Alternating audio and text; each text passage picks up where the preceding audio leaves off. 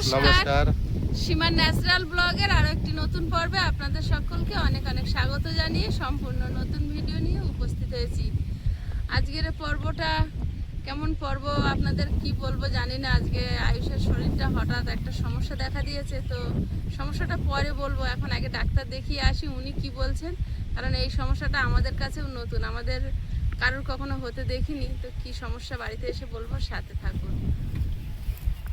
আর এটা একটু গোপন সমস্যা, তো প্রিয়াঙ্কাকে নিয়ে যাচ্ছি না, কারণ ও আমার ছাড়া কমফোর্টেবল হয় না। তো আগের বারে একটু পেটের প্রবলেমের জন্য প্রিয়াঙ্কা গেছিলো সঙ্গে, তাও এখন আমরা বেরোচ্ছি আর ও বাড়িতে থাকবে। আর আমরা তিনজনে যাচ্ছি, আয়ুষ, ওর বাপি আর আমি। তা তুমি বাড়িতে থাকো, আর সন্ধে করলে রাজারানী তো উঠে যাবে, রবি আর শুক্রের একটু ঢুকিয়ে দিও, আর গেট বন্ধ করে থাকবে। তো আমরা এখন বেরিয়ে পড়বো কলকাতা, সাবধানে থাকবে। একেবারে কলকাতায় যাবো সরাসরি। তো আপনারা দেখতে থাকুন কোথায় আমরা যাচ্ছি। আয়ুষের বাবা গাড়িটা গ্যারেজ করতে গেছে, এই দুটো ঘরের মাঝখান দিয়ে যে ফাঁকটা, ওখান দিয়ে ঢুকে ওনাদের বাড়িতে আর কি গাড়ি রাখার জায়গা করেছে, গ্যারেজ করেছে। এখন বাজে ওই 2:10। তো পিয়ালিটা একদম শুনশান, একটাও মানুষ নেই, দোকানগুলো সব খোলা থাকে, এখন পুরোটাই বন্ধ আছে।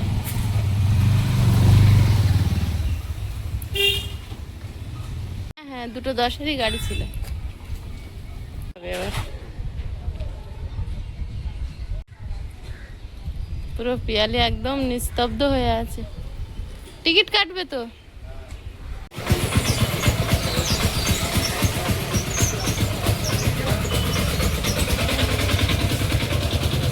এসছি আমরা, স্কুটি থেকে নামছি, তখনই ট্রেনটা বেরিয়ে গেল, আপ ট্রেন, যে ট্রেনে আমরা যাব। আর এখানে তো 45 মিনিট পর পর ট্রেন, এখন কোনো ট্রেন নেই। ভালো, আয়ুষ একটু লস্যি খাচ্ছে।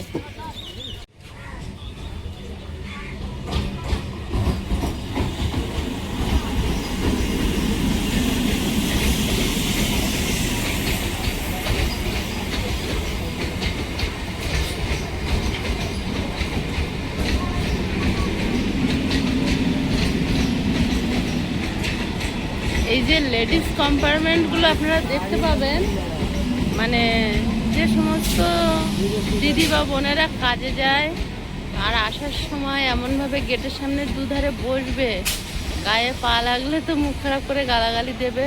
আর একজন উঠলে কিন্তু 3-4 জন সেই জায়গায় দাঁড়াতে পারে, কিন্তু ওরা উঠবে না, বসে আছে। প্রতিটা কম্পার্টমেন্টের এই গেটের ধারে এইভাবে বসে থাকবে, গায়ে টাচ করা যাবে না, অথচ উঠে কিন্তু কাউকে সাইড দেবে না, যেন মনে হচ্ছে বাড়ির বারান্দায় বসে আছে।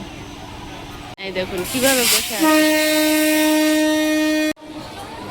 এই ট্রেনটা এখন যে এসছে, প্রচুর মানুষ নেমেছে। ট্রেনটা চলে গেলে আপনারা দেখতে পাবেন প্রচুর মানুষ।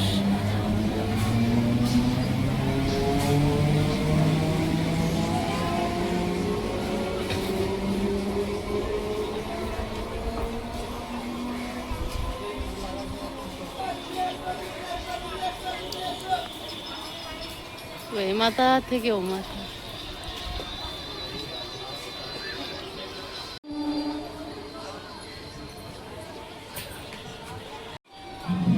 এর পরের স্টপেজ গৌরদহ, সেখানে কিন্তু এত মানুষ নামে না, এটা একটা ব্যাপক জনবহুল স্টেশন, এখানে প্রচুর মানুষ নামে একটা ট্রেন থামলে। আর এর পরপর যে ট্রেনগুলো আসবে আরও এর 3 গুণ মানুষ নামবে।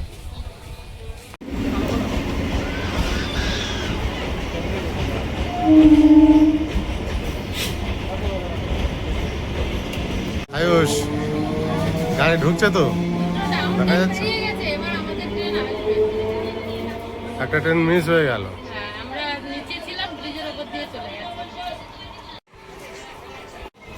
এখন আসছে শিয়ালদা যাওয়ার গাড়ি, আর এই ট্রেন ধরেই আমরা এখন কলকাতায় যাব। তারপরে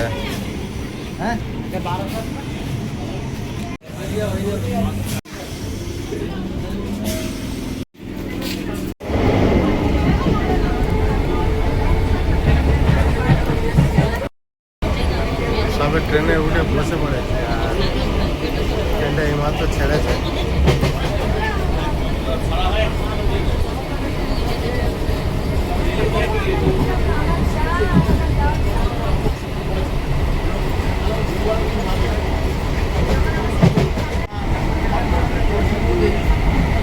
কি খবর? ভালো ভালো লাগছে।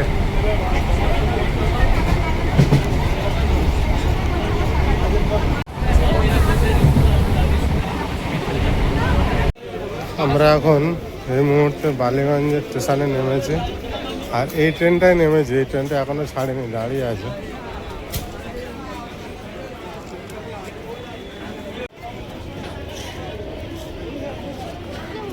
সামনে দিয়ে চলো। আমরা এখন এই এসকেলেটার দিয়ে উপরে উঠতে হবে, তারপরে বাইরে বেরোতে হবে।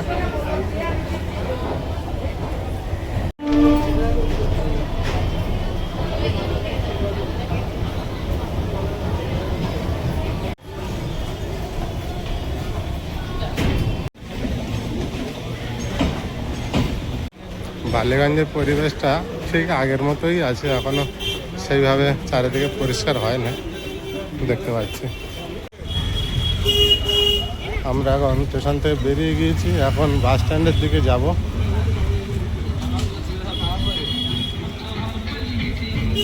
আর এটা দিয়ে গিয়েই বাঁ দিকে গড়িয়াহাটের রাস্তা।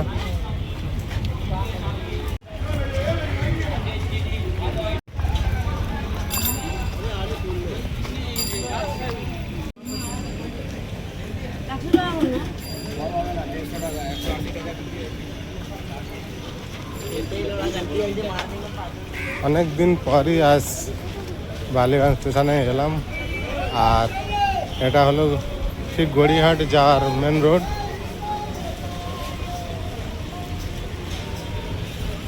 আগে এসে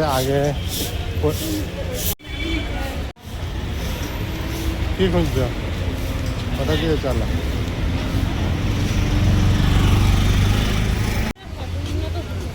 এখনো সেইভাবে কোনো কিছু পরিষ্কার হয়নি। আমি আগে যেমনই এসে দেখতাম সেই রকমই আছে।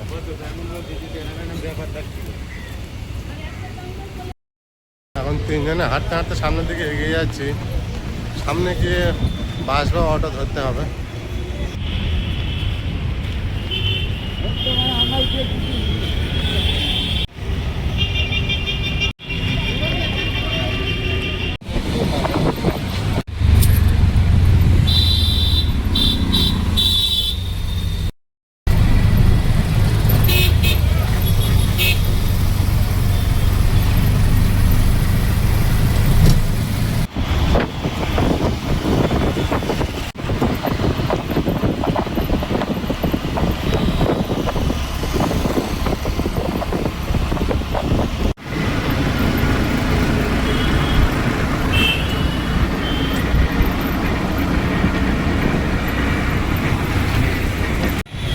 আমরা এখন এসে পৌঁছেছি ঠিক রুবিতে। এখান থেকেই হয়তো মেডিকেয়ারে দেখাবো বা মেডিকেয়ারে দেখাতে হবে, বা আমার রুবিতে। তাই তো। আর ওখানে কি ওই যে ডাক্তারবাবু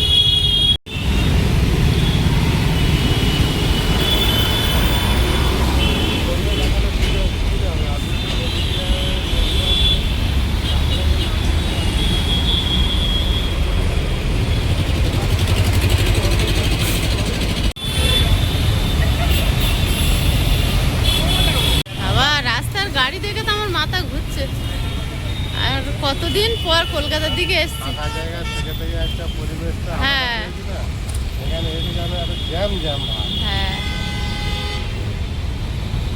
আমরা এখন রুবি হসপিটালে পৌঁছেছি। একটু আয়েশকে চেক আপ করানোর বিষয় আছে, তো সেই জন্য আমরা এসেছি। এটা রুবি মেডিকেলে যাবো ভেবেছিলাম, কিন্তু যে ডাক্তারবাবুকে দেখাবো তিনি বেরিয়ে গেছেন 3টের সময়, আর এখন 4টে বেশি হয়ে গেছে। তো এখন এখানে দেখি নিউরো কোনো ডাক্তার নাই। আমরা এসেছিলাম হসপিটালে সে দিনের বেলা, তো এখনও আমরা আছি। এখনও ডাক্তার দেখাতে দেখাতে রিপোর্ট করতে অনেকটা সময় লেগেছে, এখনও দেরি লাগবে। এসো ছাতা এনেছো? এখন আয়ুষকে ডাক্তার দেখিয়ে ছাতা নিয়ে এসছো ভালো করে, আমি এতক্ষণ মনে পড়ছে বললি না।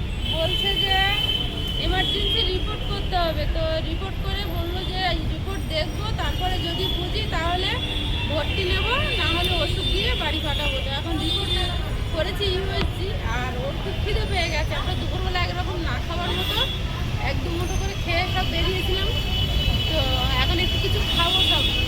আর 1 ঘন্টা পর রিপোর্ট দেবে, রিপোর্ট দিলে ডাক্তারবাবুকে দেখাবো, তারপরে আমরা বাড়ি যাবো। এখন চলো, দেখা যাক কি হয়, করতে পারবো। বৃষ্টি এখনো হবে।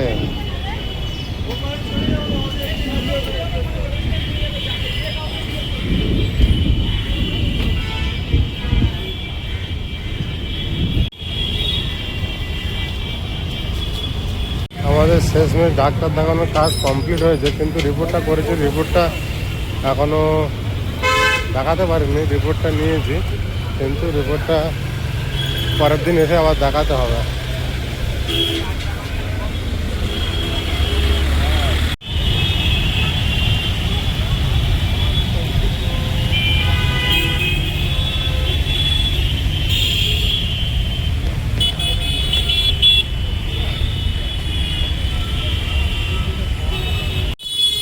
কলকাতার রাজপথ ব্যস্ততায় ভরা, আর আমরা কষ্টে থাকলেও আপনাদের সঙ্গে কিছু কিছু মুহূর্ত শেয়ার করতে হয়।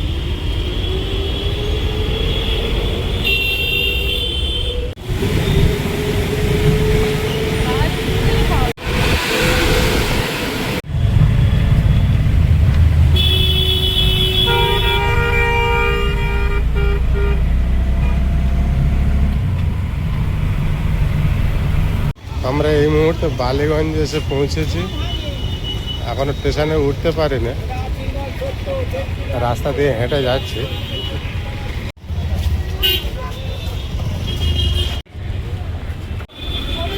রাস্তা দিয়ে হাঁটছি আর দেখছি।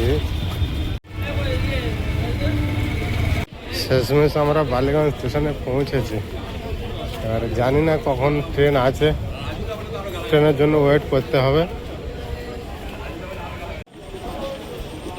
কষ্ট হয়ে গেল, হ্যাঁ ঘুম পাচ্ছে। রিপোর্ট করার পরে তো ডাক্তারবাবুকে আর দেখাতে পারলাম না, বেরিয়ে গেছে। এখন আগামীকালকে আসতে হবে।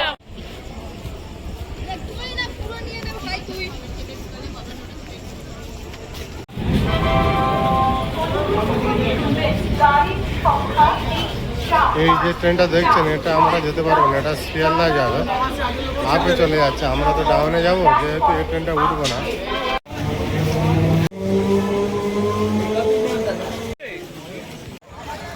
আয়ুষ, শেষমেশ পিয়ালি চলে এলাম। হ্যাঁ, কষ্ট হয়ে গেছে। আমরা বেরিয়েছিলাম তখন বাজে 2টো, বাড়ির থেকে বেরিয়েছি, আর এখন বাজে রাত 10টা, এখনো বাড়ি পৌঁছাতে পারি না। কি খুঁজতে গিয়েছিলে? মাছ আছে কি দেখছি। মা এখন 10টা বাজে, মাছ তুমি পাবে? চলো। আলু সিদ্ধ আর ডাল।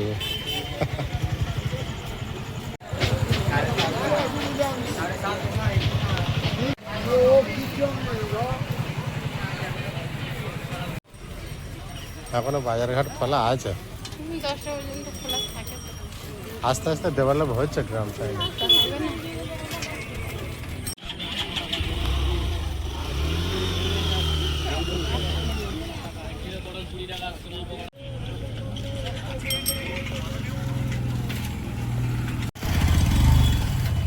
আর কোনো দিকে যাবে নাকি?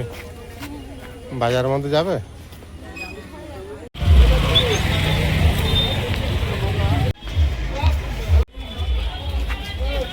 কি সবজি আছে? কি বলবো, সবই তো আছে, লঙ্কা, টমেটো, ধনেপাতা, উচ্ছে, বেগুন, পটল, ভেন্ডি, ঝিঙে, প্রচুর সবজি, শসা, ফুলকপি, পুঁই শাক, কিন্তু আমি বেশি সবজি কিনছি না। আমি এখন বাড়িতে লেবু, পাতিলেবু, ধনেপাতা।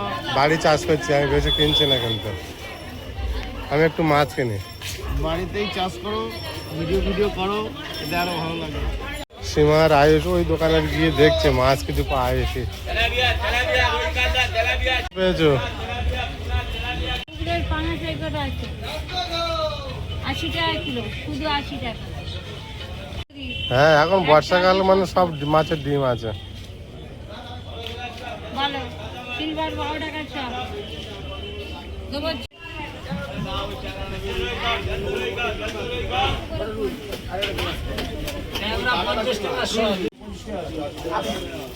অনেকটা রাত হয়েছে না, মাছ আর কত পাবা।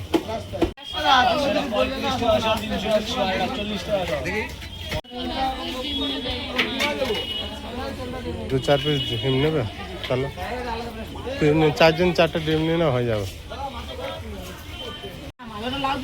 বাচ্চা ওই বাচ্চা চৌ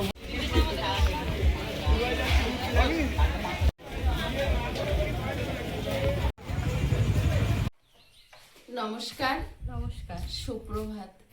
সকাল হয়ে গেছে। গতকালকে এতটা জার্নি করে এসেছিলাম, রাত্রেবেলা 10টা বাজে, তখন কারেন্ট ছিল না আর ঘুটঘুটে অন্ধকার। বাড়িতে চলে এসেছি, কারণ ওখানে যখন আমরা ছিলাম সন্ধ্যাবেলা, যখন ও রিপোর্টটা লিখেছে তখন ডাক্তারবাবু এমনভাবে বলেছে যে এমার্জেন্সি যদি সেরকম বুঝি তাহলে ওকে ভর্তি নিতে হতে পারে।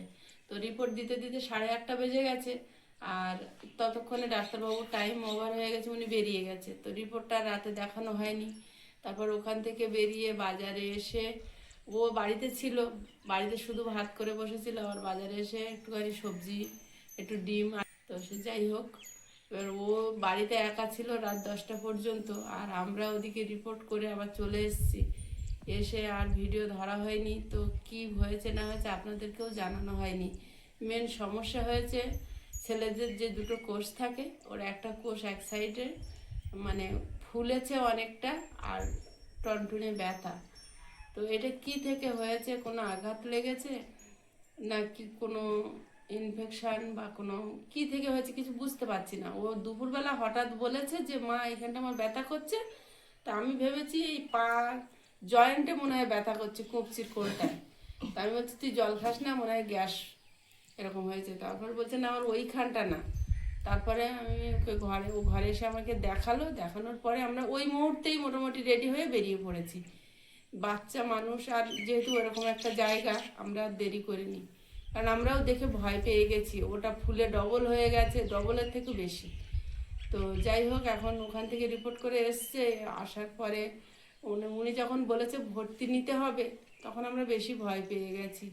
তখন আজকে আবার 10টার দিকে যাবে আয়ুষের বাবা, ওনার মানে 9টা থেকে 1টা পর্যন্ত উনি থাকবেন, ওনার টাইম। তো এখন গেলে তারপরে ফিরে আসলে বোঝা যাবে যে কি রিপোর্ট হচ্ছে বা রিপোর্টে কি এসছে। অ্যাকচুয়ালি আমরা তো দেখতে জানি না, আমরা দেখেও কিছু বুঝবো না ডাক্তারি ভাষা। তার জন্য রাতে বাড়ি এসে যা হোক একটু খেয়ে শুয়ে পড়েছিলাম, আর ও ছিল বলে বাড়িটা সামলেছিল, না হলে কি হতো জানি না। কারণ আমরা তো দুপুরবেলা বেরিয়ে গেছি, আর সন্ধ্যাবেলা মুষলধারে বৃষ্টি হয়েছে, ছাগল হাঁস সব ছিল বাড়ি, ও ছিল একা। তো এইভাবে দিনটা কেটেছে খুব কষ্ট করে। আর এখন সকাল হয়েছে, এখন দেখি কিছু জলখাবার বানিয়ে দেবো, খেয়ে 3জনে গেলে ভালো হতো না, ওর বাবা একা যাবে সেটাও এখন আমরা সিদ্ধান্ত করিনি। তা আমি বলছিলাম ওর বাবাকে একা যেতে, দেখা যাক কি হয়। তো যেটাই হবে পরের পর্বে আপনাদেরকে জানাবো। আর সবাই একটু প্রার্থনা করবেন যেন তাড়াতাড়ি সুস্থ হয়ে ওঠে। আর এমন একটা জায়গাতে সমস্যাটা হয়েছে, আমরা ভীষণ ভয় পাচ্ছি এই বিষয়টা নিয়ে।